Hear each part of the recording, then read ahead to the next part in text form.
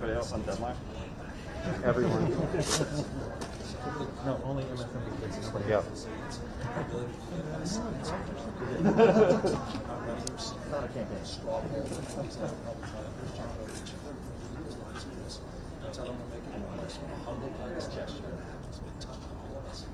Fear, anxiety, all of us creates out of the resilience. Out of the state, out of our nation, out of a president who's got courage, his convictions leaned in on this virus last week. We had his back. It was an honor to do with him last night. And I have the backs of every Californian, even those that voted for this week, because I care about them. I care about them. I should have just jumped in there with my mic. Just rolled on. Responsibility each and every one of them this week. Thank you. He's got to do 1 minute over here for everybody. Okay? Anyway, his mask mandates, vaccine mandates, where do you go from here? Well, when you have the lowest case rates in America, and the lowest positivity rates, and the highest vaccine rates, good enough never is. So we'll have to continue to be vigilant. But again, one thing you don't know about this virus is what you don't know. It's Delta variant. No one even knew what it was. It didn't exist. We were dealing with 12 other variants, including 2 West Coast variants. So I'm mindful of the future, but it's a future that we can manifest by getting more people vaccinated. Get more people vaccinated. We don't have to worry about that. If we don't, I do worry the winter coming. That we're going to be challenged. We're going to be challenged. So we can get you on the road. All right. Thanks. Sorry about that, guys. Governor, 7.5 hours out. How you feeling? I'm feeling good as long as we get out that vote. I mean, the bottom line, I've said this, I'm embarrassed to say it again. You don't even need, you can probably get me without gray hair and some old tape saying this. Polls don't vote, people vote. And that's particularly true in an off-year, off-month election or recall election. You know, so many of the models and predictions are on the basis of traditional campaigns. This is a typical campaign, and that was the whole point. They designed this to catch us while we're sleeping. They designed this to get us off guard, and so we got to make up for that. And I think in the last 5 months we're beginning to do that. You see the awareness gap closing. It's off the charts for Republicans because they've got that echo chamber, Fox, One American News, Newsmax, and all those other curious outlets. And Democrats, frankly, were taking this a little bit, lightly because they didn't believe it, number one, or thought it didn't pose a threat, number two. But I think you've seen in the early voting, Democrats have been coming out strong, and I'm just humbled by that, grateful for that. And many Republican friends as well, I'm not exaggerating that have also called saying, you know what, we're going to take you on next year in traditional ways. This recall was wrong from the outset. There were claims about election fraud, but have you seen any today? Have you heard any reports? This election fraud stuff is a crock. It's shameful. And it's shameful. And I say that, I mean that. As an American, I'm ashamed. I'm disgusted by it. Stop. Grow up, you. These people literally are vandalizing our democracy and trust in our institutions. I care too much about this nation. I care too much about this country. We're debating democracy in America right now. This big lie, this insurrection, what the hell's wrong with these folks? Grow up. Accept the results. There's absolutely none. It's embarrassing to even respond to them because it's fantasy. They're making stuff up, and it's hurting our country. Forget this election. Guys like me come and go. We are a dime a dozen politicians, quite literally a dime a dozen. It's about our institutions. It's about this nation. It's about trust and confidence. It's about who we are. It's about citizens feeling empowered and that their voice matters. It's a hell of a thing. These people should be ashamed of themselves. Just Larry Elder. Forget Larry Elder. But the former President of the United States, stop. And all the Republican backers in Congress and the Senate, grow up. It's about our country. It's not about you. It's not just about power. Really, I mean it. I'm really just dumbfounded by this. It's a shock. It's not shocking anymore, but it needs to be shocked. We need to be outraged. Don't allow this to be normalized. We're better than this as a nation. This is a serious moment in America. The voter suppression laws, the attack on women's fundamental constitutional rights. Wake up, America. Democrats, Republicans. I'm married in a big Republican family. And I say I have deep reverence and respect for the Republican Party. I walk in my office every day. It was Ronald Reagan's desk, Ronald Reagan's office. I don't know what the hell's happened to this party, this Republican Party. Grow up. It's wrong what they're doing. It's really wrong. It's not only wrong, it's reprehensible. And Larry Elder would be best to accept the results as I will, no matter what the outcome. Something that's important to you is the Tyson Grill. And you had asked for money in the budget for it, but it didn't come through. Southern California lawmakers are balking for moving more money. Was it important to get it approved this year? What happened? We're making progress. We put the entire transportation package together. We're going to have a chance to come back. If we defeat this recall, we'll get it done. I'm confident we're going to get it done.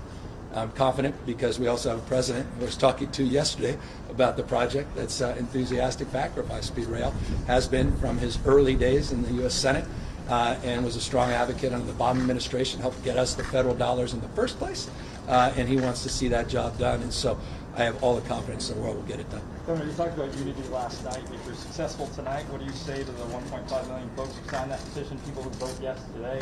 You're still their governor at the end of the day. I say the same thing I always say. We have to deal with all the issues that look, this has been a hard year and a half.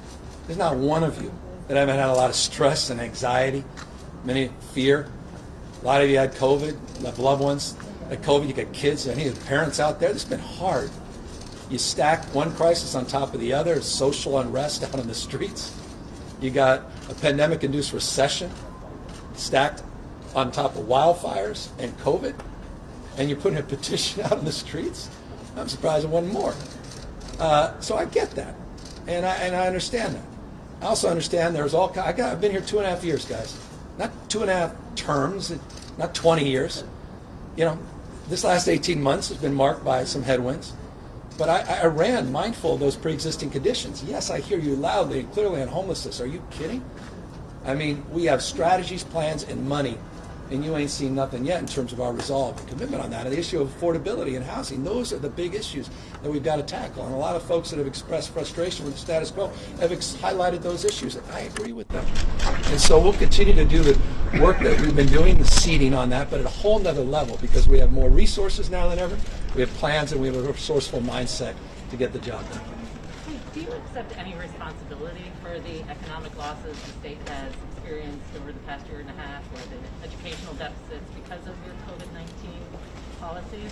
Well, I think you can ask that of every governor in the United States. California's outperformed Florida, Texas, Indiana, the United States as a whole, in not only in terms of health outcomes, but also economic outcomes.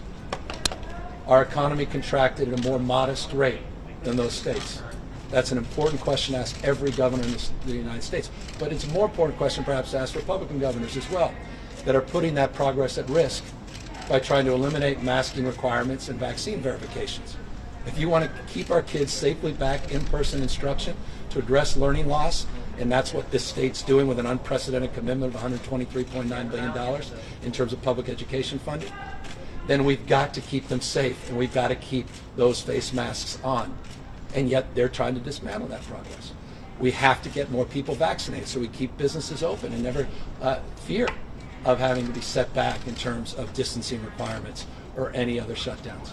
So I would ask Republicans, what is it about what we know works that offends them so much when they claim that on the other side, the issue of education, the economy, the things they're protecting, when in fact their same policies will impact the ability to produce the results that they're trying to achieve.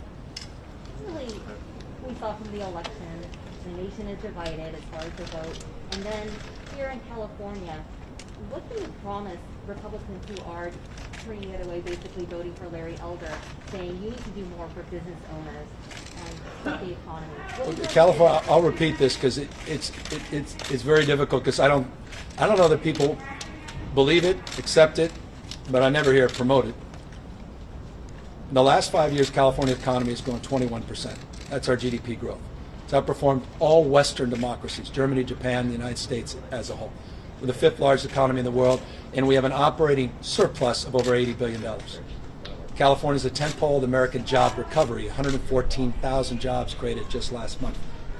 We're number one in two-way trade, number one in household growth and productivity growth, and once again, we have now enjoyed close to 100 IPOs. We have more scientists, engineers, more researchers, more Nobel laureates in this state than any other state in America. I'm proud of that progress. That said, as a small business owner myself, someone who started 22 small businesses, pen to paper, right out of college, restaurants, hotels, and wineries, I recognize the stress that those small businesses have been under. That's why we put $4 billion in small business grants out there. That's why we put $5.2 billion to take care of people's rent and their utilities. That's why we have the largest tax rebate in American history. I'll repeat that. California is distributing the largest tax rebate that any state in American history has ever distributed, $12 billion, to put money back into people's pockets. we've close to tripled the earned income tax credit to allow working folks the opportunity to save more money. So I'm proud of that, but I'm also mindful. Unemployment rate's stubbornly high because the hospitality industry was disproportionately impacted the last year, and we have work to do. But I'm also mindful that we have strategy to support those small businesses, waiving fees, fines, doing everything we can to get them back on their feet. And I'm very proud of the agenda and the progress we've made over the last 6 months. Thank you, Governor. Thank you.